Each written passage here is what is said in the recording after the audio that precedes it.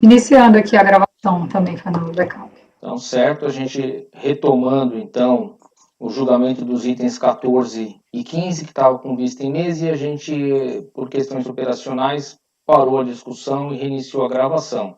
Então, retomando, vamos lá, Giovana, né, que estava se pronunciando. Não, então, eu tô aqui na folha 3 do recurso voluntário, que ele põe uma tabelinha, que é o que a gente estava querendo que ele fizesse as contas ali e indicasse. Então, ele indicou ali as duas estimativas que estariam faltando comprovar, que é janeiro e fevereiro, no valor de 12 mil e 3 mil, somando daria 16 mil. E aí, na folha 6, ele anexa uma folha da DIPJ 2001, né, ano calendário 2000, onde teria esse saldo negativo, a contribuição social a pagar ali, no valor de 16.219, que é o que casa com as duas estimativas. Ou seja, ele está querendo demonstrar que ele tinha um saldo negativo no ano calendário 2000, no valor correspondente àquelas duas estimativas de janeiro e fevereiro, que teriam sido compensados com esse saldo negativo. E no recurso dele, ele diz, olha, inclusive esse saldo negativo, esse valor de 16 mil aqui, vocês vão ver, a Receita Federal pode ver que eu não usei para nada, para nenhuma outra coisa agora. A minha dúvida pode ser que ele viu que tinha um saldo negativo, que em tese poderia ser compensado com as estimativas de janeiro e fevereiro, e ele nunca efetivamente compensou, nem informou na DCTF, nem compensou na contabilidade, a gente não sabe porque ele não trouxe a contabilidade, mas eu diria que há o indício de que ele tem um saldo negativo, como ele declarou no ano calendário 2000 ali, né, uma base negativa da contribuição social, que poderia ter sido compensada com aquelas estimativas de janeiro e fevereiro, que fechariam a conta para o reconhecimento do saldo negativo dele lá de 2001. Ou seja, eu acho que aquele indício de produção, aquele início de produção de prova que gera um forte indício de que ele tem o crédito, eu acho até que existe. Eu acho que ele faltaria aqui só a escrituração contábil de que ele fez aquela compensação desse saldo negativo que ele mostrou com as duas estimativas. Eu acho que era só o que faltaria para casar, que talvez justificasse aí uma reavaliação. Não sei se Ricardo percebeu esse cálculo aí. Eu percebi, mas eu vou dizer para vocês, eu estou com uma posição muito já firme desse tipo de processo. Eu acho que ele teria que primeiro dizer por que ele não retificou a DCTF. Ele diz, olha, não retifiquei porque estava fora do prazo, não foi aceito, está entendendo? Esse seria o primeiro lado. O segundo lado, ele ter mostrado na contabilidade. Então, eu acho que esses dois elementos são fundamentais. Ele teve oportunidade de sobra para isso. Se ele chegasse agora, olha, realmente foi um descuido, um relaxamento do contador, não retifiquei a DCTF, mas se eu fiz isso na contabilidade, eu aceitaria. Da forma como está, eu não consigo ver nada. O valor é uma tabela, esse valor de 2.000. Por que a Receita exigia que ele fizesse na contabilidade, na DCTF, para ter de ter o controle? Quer dizer, ele não fez, foi intimado, está entendendo? Então, eu respeito, parece que a turma aqui tem uma posição já um pouco mais flexível com isso. A minha convicção de anos que eu já votei esse tipo de processo, eu sempre fui nesse sentido. Eu acho que a gente tem que olhar, claro, o lado do contribuinte, mas quando ele também se ajuda, né? Quando ele diz o seguinte, olha, aquela intimação eu não recebi, essa DCTF, quando eu fui entregar, estava fora do prazo, eu não tenho aqui, ele não pede diligência, ele não pede nada, aí eu vou mandar para o que a autoridade local vai fazer? Vai intimar ele para ele provar o quê? Está entendendo? Aquela DPJ, né? Então, nesse tipo de processo, eu acho que ele não se ajudou, está entendendo? Foi dado muita chance para ele, mas ele não se ajudou. Se houvesse outros elementos, eu seria até mais tolerante, está entendendo? É um ponto de vista que eu venho construindo há muitos anos nesse tipo de situação. Sempre vejo o lado do contribuinte, é óbvio, mas quando há uma dificuldade, ele mostra uma dificuldade, né? Mas quando ele não se ajudou hora nenhuma, né? Quer dizer, a gente não está reforçando algo que ele... Bom, fica aí, presidente. O que eu queria dizer, acho que o Ricardo saiu de novo, era que o contribuinte, a intimação que o Ricardo fez referência da folha 17, não cita expressamente a necessidade de comprovação da da compensação na escrituração contábil. Fala só de discrepância de declarações de CTF, da IPJ, enfim. E quando chega no acórdão da DRJ, também não é expresso a pedir a demonstração contábil, a compensação na contabilidade.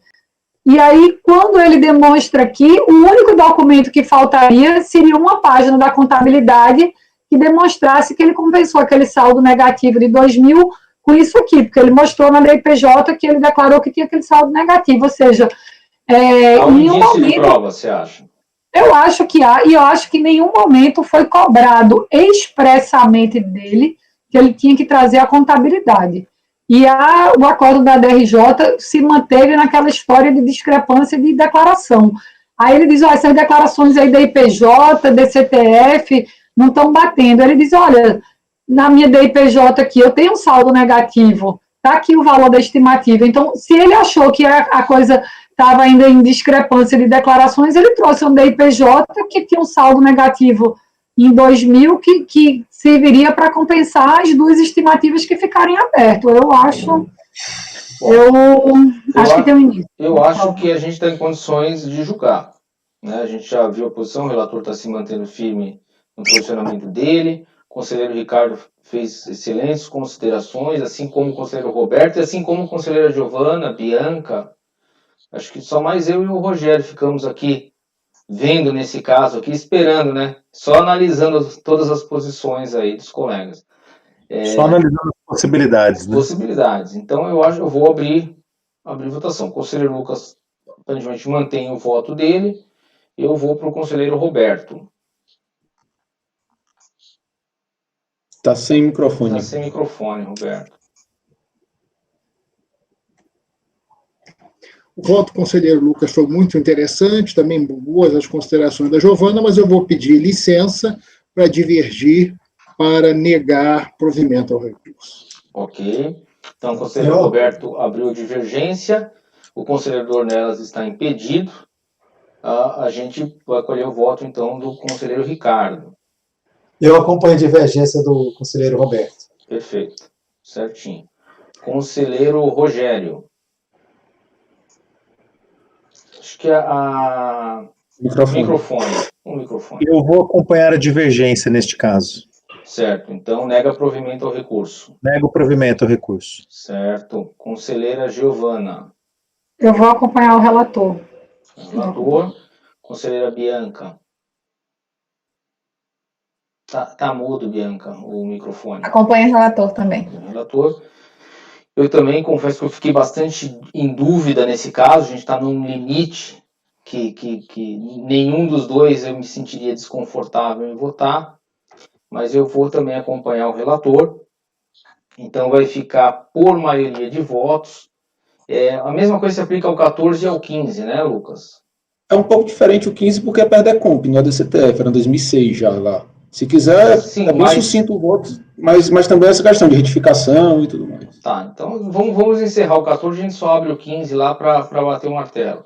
Mas então o item 14 fica dado provimento parcial para superar os óbices de ausência de retificação da DCTF e determinar o retorno dos autos à unidade de origem para que ela reinicie a análise e retome o rito do processo. Se homologar as compensações, reconhecer o crédito acabou, senão o contribuinte apresenta nova manifestação de inconformidade, vencidos os conselheiros Roberto, Ricardo e Rogério, que votaram por negar provimento.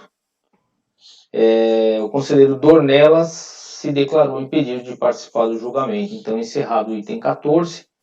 O item 15, se a gente puder já abrir os votos do conselheiro Rogério, e o que ele está dizendo que a única diferença que há é que, onde a gente estava comentando sobre DCTF no item 14, no item 15 se trata do PERDECOMP, a própria DECOMP que deixou de ser retificada, mas a situação seria bem parecida. Retificada ou apresentada?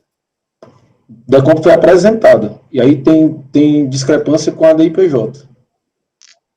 Aí eu acho que é aquele caso da divergência entre o valor do saldo negativo na DECOMP, é isso? E o valor do saldo negativo da DIPJ. Porque esse era um indeferimento padrão, né? Quando o contribuinte, sei lá, informava 500 mil de saldo negativo na DIPJ e pedia o PERDECOMP de 800 mil, a DECOMP, aí a DRJ vinha e falava que a DRF, desculpa, o despacho eletrônico, a via de divergência não reconhecia nada, nem dos dois o menor, né? Isso. O que aconteceu foi não localizou saldo disponível o suficiente da compensação integral. Não homologou parcialmente a compensação. Foi homologada parcialmente. Ah, foi parcialmente. Tá. Foi. E aí, na manifestação, ele apresenta DIPJ e DIF e informa que eles seriam elementos comprobatórios do saldo negativo. E anexou anexou a DIPJ e a DIF. E aí a DRJ julgou improcedente por entender que, em síntese, que a competência originária de apresentar a declaração de compensação seria da DRF, sendo dever do contribuinte identificar perfeitamente na declaração qual direito creditório que julga possuir. E aí, novamente, o impedimento foi a ausência de retificação. Certo. Eu estou vendo aqui o despacho decisório e as divergências aqui são em relação à retenção na fonte e a pagamento. É isso, Lucas? Estou abrindo aqui. O que eu estou vendo aqui no relatório, Roberto... No outro processo tem fonte também, né? Como é que vocês votaram a questão da fonte? Porque no outro processo não é só... Não, naquele processo que a gente olhou agora, tem um pedaço de fonte também. Mas aí, comprovado. Eles vão analisar de novo lá, né? E como vai reanalisar, vai analisar também essa questão. Analisa o despacho todo.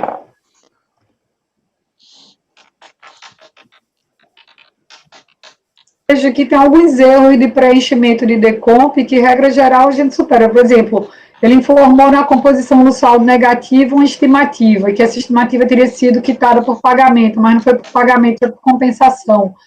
E aí traz documentos, eu teria que ver os documentos. Mas são erros que, regra geral, quando ele traz a documentação, a gente supera, né? Ele trouxe as declarações como comprovante. Também não traz escritura contábil fiscal, mas traz a DIPJ e a DIF. É mais ou menos como se ele dissesse, a minha DIPJ está certa, as informações detalhadas ali são as que conferem não o saldo que eu informei no PERDECOMP, é isso? Da mesma forma, no outro caso, que ele estava indicado na DIPJ, mas não estava condizente na DCTF. E aqui é a mesma coisa, só que ele traz a DIPJ e a DIF, mas não estaria condizente no PERDECOMP. E aí, eu, da mesma forma, votei por superar, para retornar que a análise seja feita superando esse óbice da ausência não se enfrentou o mérito ainda, por conta da ausência de retificação, de ajuste.